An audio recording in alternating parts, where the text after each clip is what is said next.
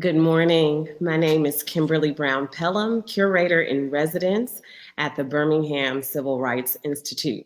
Today is Friday, which means that many of you all are winding down and preparing for the weekend. So we really appreciate those of you who have joined our discussion today and making the time to do so. Our mission at the Institute is to enlighten each generation about civil and human rights by exploring our common past and working together in the present to build a better future. With that mission in mind, particularly during Women's History Month, our very distinguished guest is an exceptionally cerebral voice, most ideal for excavating the past, and whose award-winning writing is most certainly a useful tool to all of us interested in building a more thoughtful and equitable world. If, for some reason, you don't know who Cynthia Tucker is, allow me to share. She is a Pulitzer Prize-winning, syndicated journalist, period, as the young people say. I could stop there, but I will continue. Her weekly column, which appears in newspapers around the country, focuses on political and cultural issues. She spent most of her career in newspapers working as a reporter and editor. For 17 years, she served as editorial page editor for the Atlanta Journal-Constitution. She also worked as a Washington-based political columnist for the AJC as well. After leaving the paper, she spent 3 years as a visiting professor at the University of Georgia's Grady College of Journalism and Mass Communication, where she was also a Charlene Hunter Galt writer in residence. She is currently the journalist in residence at the University of South Alabama, where she specializes in political communication, media literacy, and narrative nonfiction. Over the course of her career, she's received numerous awards and honors. Her column was a finalist for the Pulitzer in the commentary category in 2004 and 2006 before winning the prestigious honor in 2007. In 2006, she was named Journalist of the Year by the National Association of Black Journalists. Tucker was inducted into the Alabama Academy of Honor in 2017 and was recently named this year's winner of the Harper Lee Award, given to a distinguished Alabama writer. She lives in Mobile with her beautiful and athletically inclined 13-year-old daughter, Carly, with whom I've had the pleasure of spending time with on a number of occasions. Professor Tucker is also co-author of the highly praised new book, The Southernization of America, Democracy in the Balance. Professor Tucker, we welcome you. And I tell you, I've had the opportunity to sit with this text and wow, your Thank of Southern identity and ideology and the deep ways they have come to influence the modus operandi of the nation and its political apparatus is just so agile and clever. It leads me to a few thoughts and questions to which I'd like you to respond.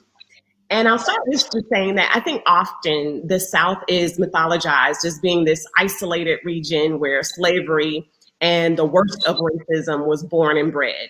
But the historical record that I think many folks choose to ignore is that slavery proliferated throughout America's early colonies to include locations like New York, New Jersey, Massachusetts, etc. In fact, Delaware was among the last to ratify the 13th Amendment outlawing slavery, waiting until February 1901, which was more than 35 years after the end of the Civil War.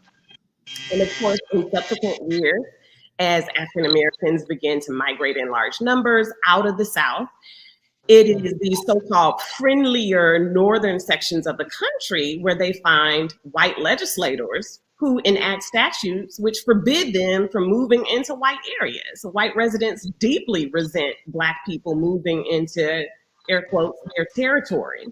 And today we're forced to reckon with the murders of unarmed Black women and men, which take place everywhere from St. Louis, New York City, and notably George Floyd in Minneapolis, Minnesota.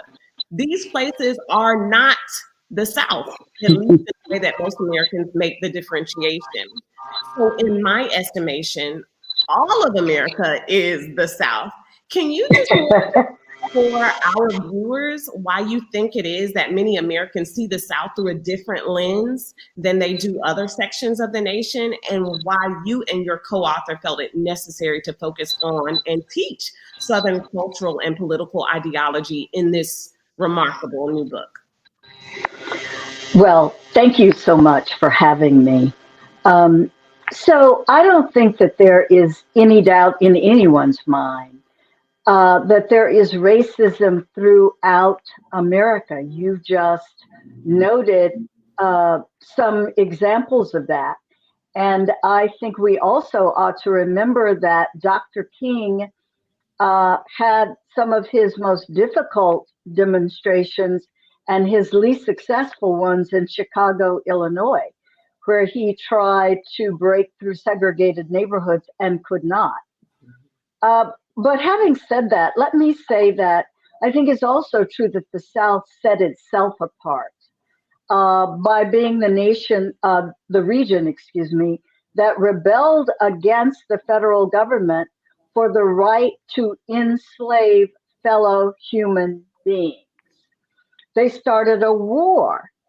And even after the war was over, Southern states kept up violent, legalized oppression to keep Black Americans from being full citizens.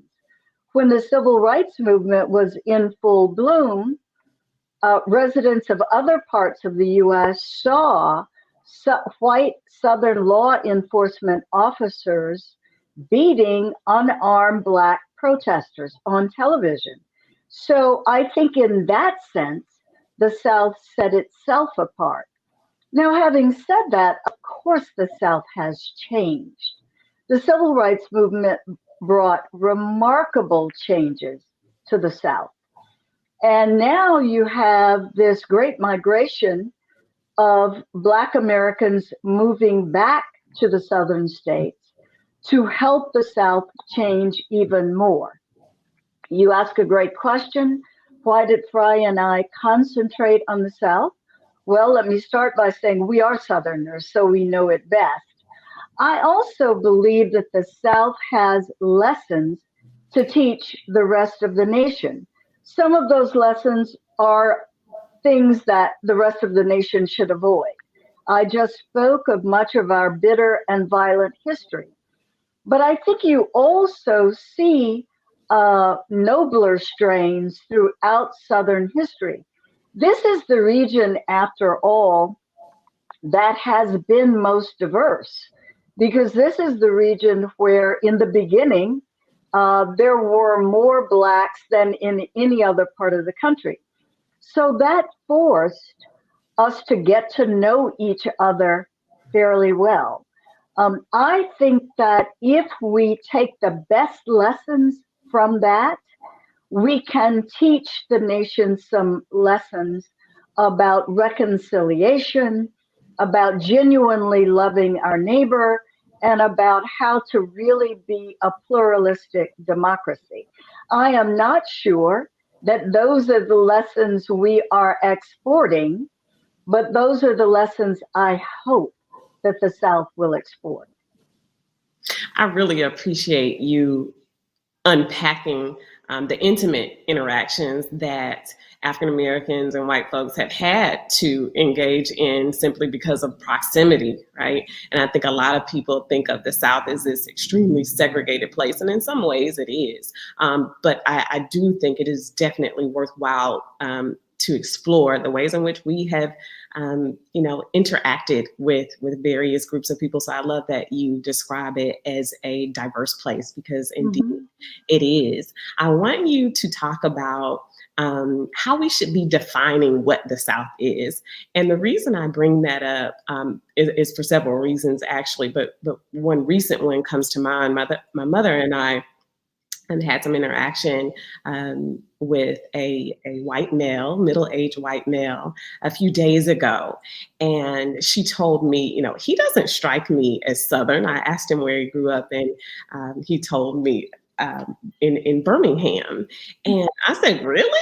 I definitely read him as a Southern man. He was a gentleman. He opened our doors. He was very courteous to my mother. So I saw him as Southern. And so I use that as an example to sort of demonstrate the ways in which Southernness is read differently by, different folks. Even my mother and I, had different takeaways from this particular experience. And then I think sports is another great example, right? Especially when you talk about this state in Alabama, you're either, roll tiding or eagling. And certainly Black and white folks sit next to one another in those contexts. But when we go home, when those white sports fans go home, they vote differently, Yeah. differently. They have very different ideas than the very folks that they perhaps sat next to saying, and cheering, roll tide. Roll Tide, right. And so I'd like you to walk us through the terrain of what is exactly the South, because, often when I introduce myself, as you just did, we are proud Southerners. And I would bet that when a white man says that he's a proud Southerner, he's talking about something totally different than what you and I base our pride in. So what is the South? What does it mean to be Southern? And how do ideas about race and gender influence that definition? Well, that is such an interesting question, and it's a multi-layered question. So let me start with geography. When I speak of the South, I am usually speaking of the 11 states of the old Confederacy, from Texas to North Carolina and Virginia. There are also border states, or the Upper South, states that owned slaves, where slaves were owned, Kentucky and Delaware as examples, but they stayed loyal to the Union. They were not part of the Confederacy. They didn't rebel. Now, as for what it means to be a Southerner, I think that's a very different question. Mm-hmm. I think there are many different ways to be Southern. I think that when I refer to a Southerner, I'm referring to someone who was born and reared in the South, or who has spent a few decades in the South and is immersed in Southern culture. The shared Southern culture, by the way, food and music and certain religious traditions that we are all familiar with. Now, having said all that, let me also say that race in the South is an extraordinarily complicated thing. I have had so many experiences with white Southerners who are speaking about the South and speaking about lost cause mythology and telling a history that isn't accurate, and talking about a war against Northern aggression.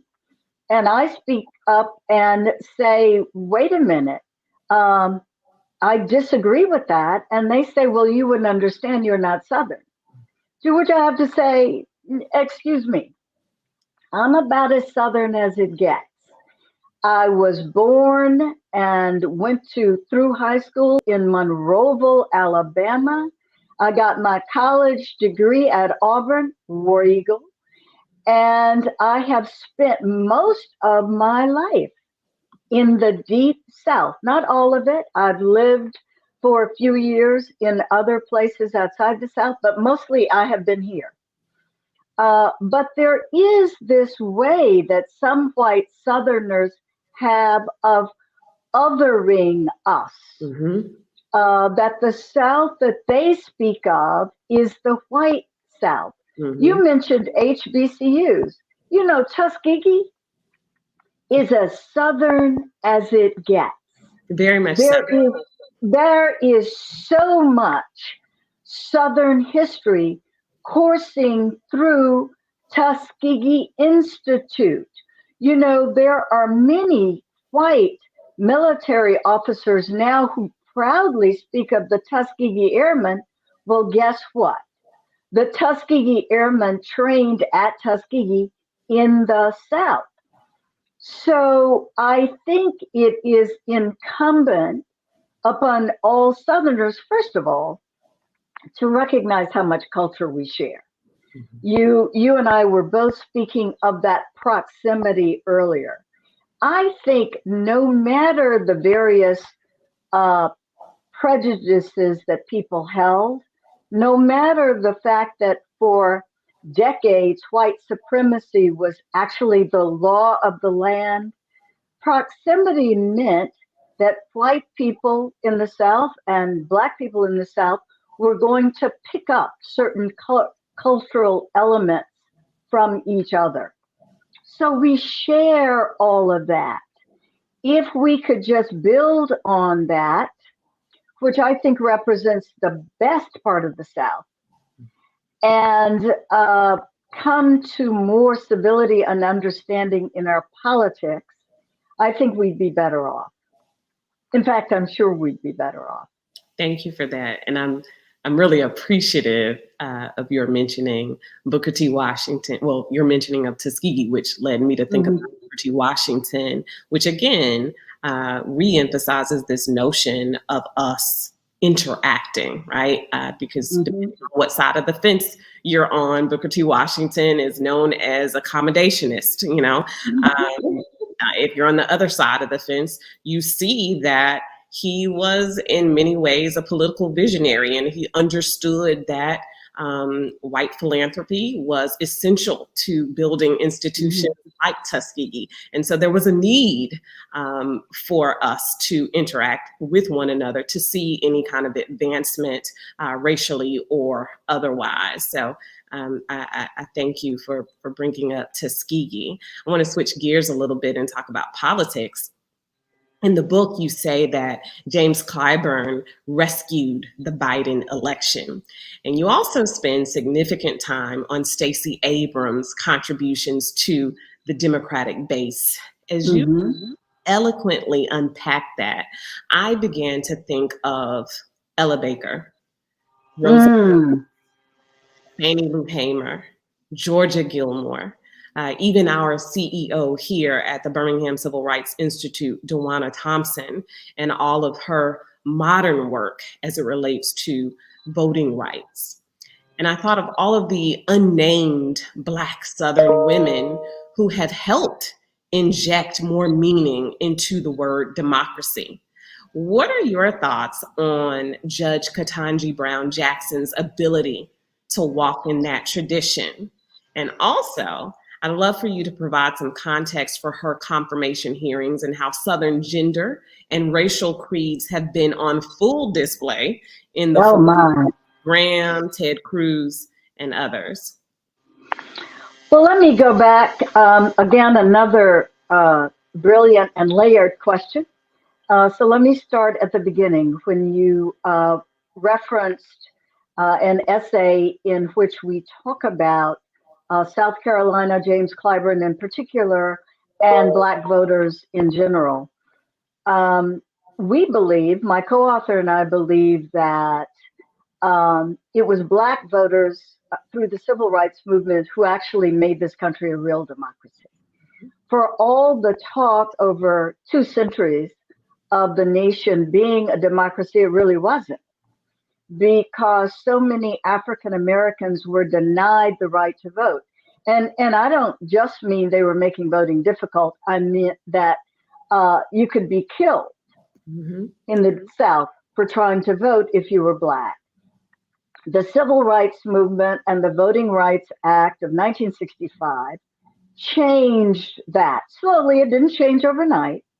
But by the 1970s, Black people were voting in large numbers. And following that, there were other groups who began to understand that they too had a stake in this democracy. Latinos began to vote in larger numbers, and especially Native Americans, who had also been oppressed and denied the right to vote. So we argue that the civil rights movement made this nation a real democracy. Who votes most consistently in the Democratic base? Black women. Black women saved Joe Biden's candidacy, and he understood that. That's the reason that he appointed a Black woman as the vice president, Kamala Harris, a Black woman who also has Southern Asian heritage.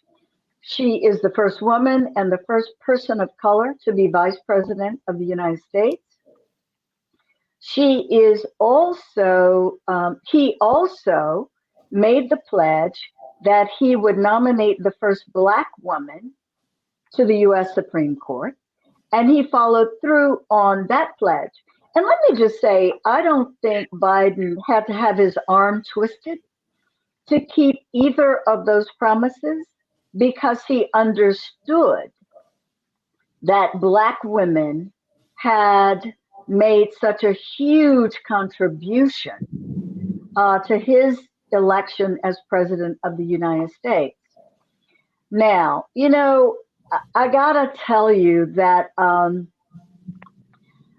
my colleague and I, Frye Gaillard and I, were writing the book as Biden was being elected. So we knew that Trump had been defeated. But I also understood very clearly that Donald Trump got more votes the second time than he got the first time. Mm-hmm. So I understood that Trumpism was alive and well in America. I was astounded that Trump got elected the first time. I was astounded to see the racism, the xenophobia, the homophobia, the misogyny that emanated from his administration. Having said all that, I have to tell you, Republican senators still surprised me with their open racism and homophobia and sexism that they displayed in Judge Jackson's confirmation hearings. You know, back during the 70s and 80s, Republicans spoke in code. The Southern strategy suggested that they would give these coded messages to resentful and disaffected white voters by, you know, using terms like, well, you know, we oppose quotas, when what they really meant was we oppose seeing Black people gain positions of authority. But at least they were using coded messages. I got to tell you, in the confirmation hearings for Judge Jackson, they forgot the dog whistles. They were using foghorns. They forgot the coded messages. They were explicitly showing their racism. Nevertheless, I got to tell you, like so many brilliant Black men and women before her, including the civil rights marchers who you know, bowed their heads and didn't strike back. People were beating them. Yes, Judge Jackson stood brilliantly on their shoulders by answering with the most civility and respect and grace and intelligence and magnanimity.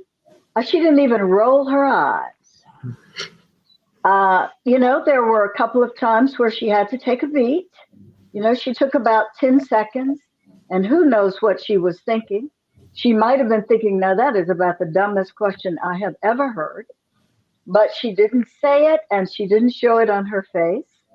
And it looks like she is on track to be confirmed as the first Black woman on the U.S. Supreme Court.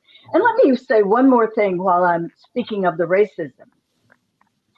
Fox News' Tucker Carlson had the nerve to say that she should have to reveal her LSAT scores, the standardized test scores that were on her law exam when she was admitted to law school at Harvard.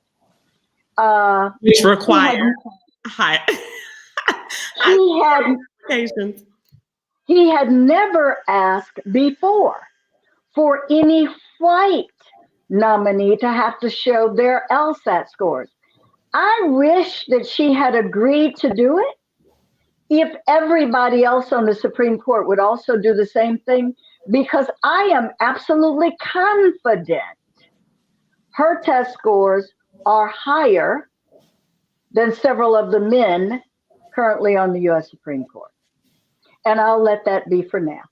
You'll let that be for now. You can tell that got my dander going. It was a lot. It was a lot to get into, the ways in which they demanded her neutrality on certain issues. Meanwhile, they introduced themselves as hardcore Catholics who, are pro-lifers, which, there's nothing wrong with that, but demanding someone else's neutrality while labeling, your own political preferences and ideologies was just pretty outstanding to watch, asking her if she believed that babies were born racist. I mean, just thing after thing.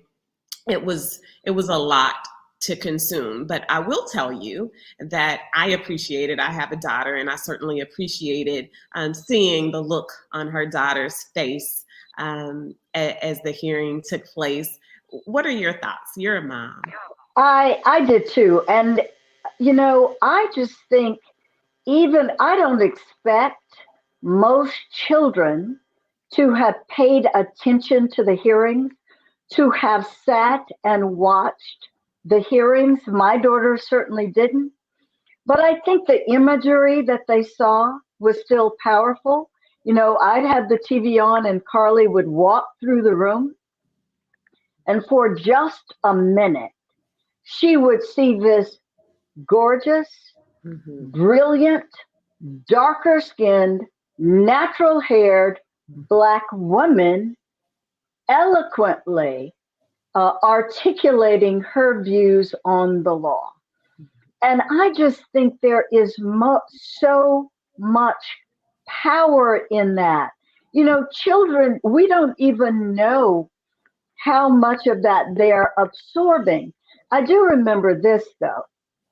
I remember being in a McDonald's about 2 years after Barack Obama was elected. It was about 4:00 in the afternoon. I was probably getting something for Carly.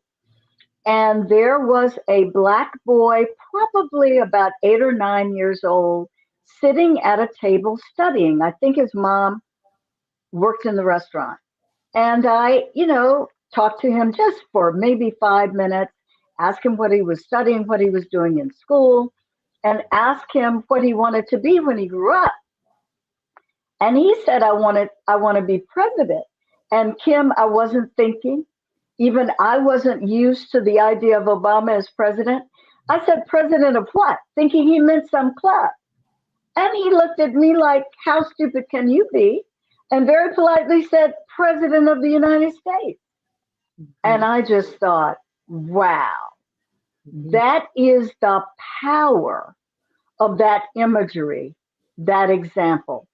So I think it's having a very powerful effect, not just on Black girls, but Black women too. There are young Black women in law school today thinking, oh, okay, I can do more than I had even thought I could do. We are, again, so thankful for everybody who joined us on a Friday afternoon to unpack all of this. And so I want to give our audience an opportunity to ask questions as well. We have an excellent question, I think, from Facebook user John Stokes, who is asking why, Professor Tucker, do you think Black Southerners are still prideful about where they come from, despite the realities of slavery and Jim Crow? what keeps us so loyal to a land that at many points has done us very wrong? We built it, for heaven's sakes. This is ours.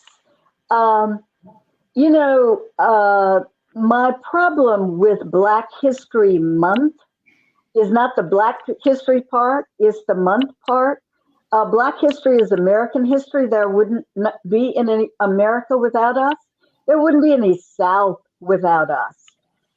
Our ancestors' brilliance and courage and ingenuity and survival instincts are all over this region. Even during the violence of the post-Reconstruction era, there were Black Southerners managing to buy land, having small farms, opening small businesses, becoming seamstresses and bricklayers and carpenters and all sorts of trades, and school teachers, of course, because in the few schools that were open, Black teachers had to teach the children. So I understand why Black Southerners still have so much pride. We didn't just endure, we didn't just survive, we overcame, we thrived. This is ours, and we should lay claim to it. We have another question from a student, I believe, on YouTube. And the question is, do you feel that white people are threatened when we are in the same environment as them, such as the Supreme Court? It depends on the environment. I really think that most whites that I have any contact with are not generally threatened by the presence of a few Black children in a classroom. If the school is predominantly white, they're not threatened by the idea of a few Black teachers at that school. But what I learned from the backlash to the election of President Obama, and this isn't just my opinion, this has been confirmed by many sociologists who've taken a look at this and psychologists, and written about most brilliantly by my friend Isabel Wilkerson in The Polemic Cast. I think whites are most threatened when we're in charge. Whites are most threatened by the idea of Black people in powerful positions. President of the United States, Vice President of the United States, on the Supreme Court, governor of a state. Those are the positions, I think, that most threaten whites. And I think that fear, that threat is not necessarily something all of them recognize. Some of this is implicit bias. It's not the kind of bias that would lead a person to say, I'm not going to vote for Stacey Abrams because she's Black. They'd have lots of other, well, she's not well qualified. Well, she didn't do X, Y, and Z. So the people who can't support her because she's Black have, a lot of them would not think of themselves as racist. It's implicit bias. So I think the resentment for a lot of whites, not all whites, for heaven's sakes, President Obama would not have been elected without substantial white support. If Stacey Abrams is elected, it will be with substantial white support. But there are nevertheless many whites who cannot bring themselves to support the idea of a Black person in charge. I think that you and the founder of Black History Month would agree that the problem with Black history is often that month part. Dr. Carter G. Woodson, who established Black History Month, which started off as Negro History Week, he often talked about that time being set aside as an opportunity to showcase, demonstrate, and celebrate what we were to learn for the rest of the year. So we like to always say that the real work starts, March 1st, through January. That is when Black history should be engaged and learned, and we should really be doing that deep dive that you're talking about. And at one point, I think he almost threatened to cancel Black History Month. So he was way ahead of cancel culture. He was already threatening to stop his own concept and creation for that very reason of minimizing this very important time of study into a few weeks. I really appreciate how this book almost forces the reader to confront the past, and you essentially walk us through the transgenerational life of racism, meaning how it continues to grow and get new life decade after decade. And one way that you explore in your book that this happens is through the educational system.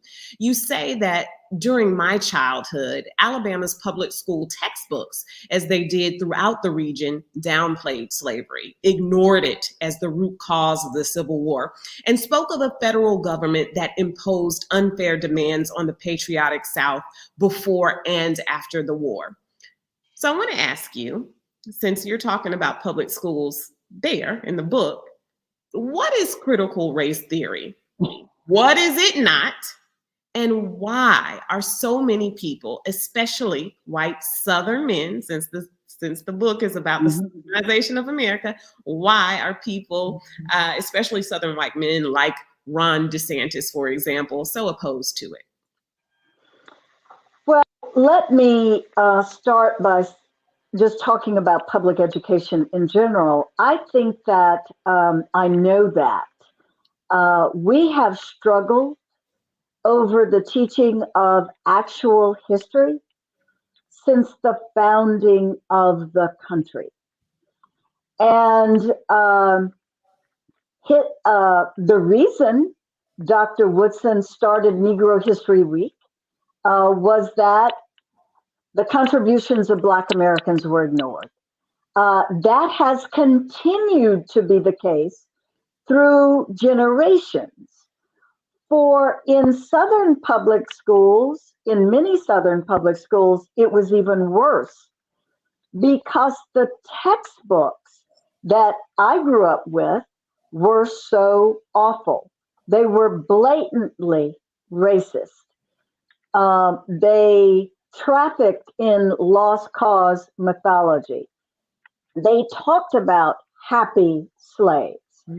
So fast forward to a time of a racial reckoning in this country when many younger adults, especially Black, white, and brown, are saying, it is time for us to come to terms with the actual history of our country. Not to make anybody feel bad, but for us to understand, that there are many brilliant things about this democratic experiment, but there are many ways in which the country got it wrong. Let's try to correct the ways in which the country got it wrong. Well, there has been a huge backlash against that. And it has come through a group of white conservative politicians and activists making the term critical race theory code for anything they don't like. What is it really? Dr. Kim, I am not an expert on critical race theory. I will tell you what I believe it to be. It is an arcane theory usually taught in law school or graduate school that teaches that racism is not merely the province of individuals, but racism can be built into institutions and laws and policies. I can easily give you an example of that. Up until about maybe 15 years ago, Congress had passed laws, and many states followed with similar laws, that gave harsher sentences to people who used crack cocaine than people who used powdered cocaine. Guess what? Powdered cocaine was mostly used by whites, and crack cocaine was mostly used by blacks. There is no difference in the way they affect the body. But there were these laws baked in that gave harsher sentences to the people who used crack. That, in my view, is an example of the institutional racism that critical race theory is about. Now, I have never heard of a high school or an elementary school that got into that. In elementary school, they're still trying to get the children to sit still in their seats. To talk about critical race theory, people would be crazy. However, there is a right-wing activist named Christopher Rufo who decided about 2 years ago that he could turn that phrase into a code word for everything that conservative whites would hate, including the teaching of actual American history. And so Republican-dominated legislatures are now passing these bans on critical race theory. What effect will that have? I think it will make many teachers afraid to even have a Black History Month program. It will make many teachers afraid to have a discussion about what was wrong with slavery. I think it would make many teachers afraid to discuss the brutality that peaceful protesters endured during the civil rights movement. And it seems to me that that is what those right-wing activists want. No discussion of actual American history.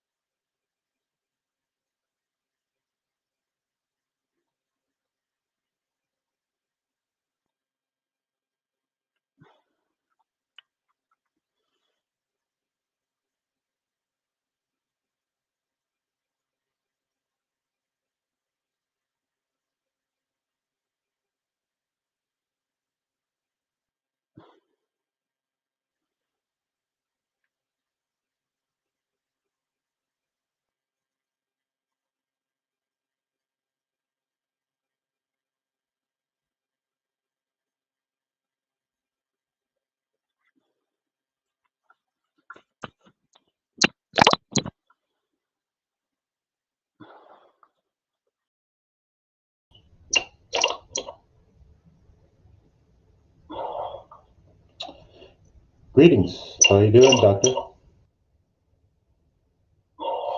This is John Paul, and I'm stepping in for a couple minutes due to the technical difficulties. This is John Paul, and I'm stepping in for a couple minutes due to the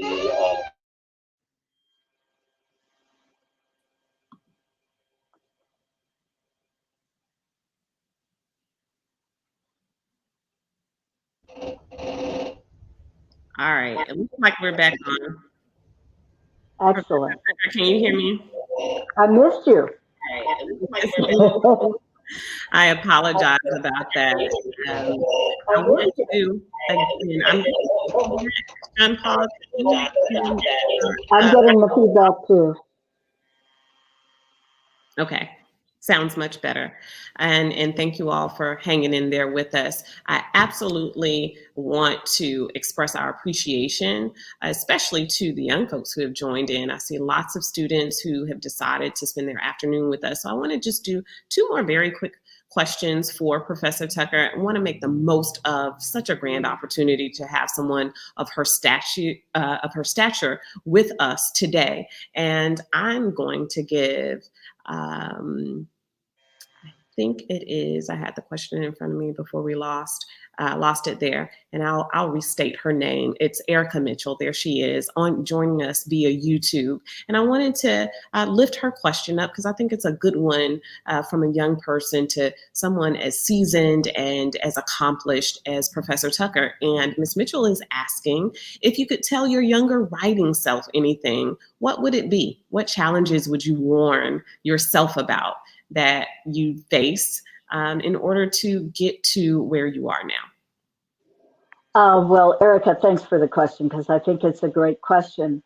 And some of them just have to do with being a writer, period. And some of them have to do with being a Black woman writing in the South. For any writer, I would say that you will run into times when the editors or the publications you're writing for simply are not interested in what you have to say. Keep pressing, don't get angry, don't get discouraged.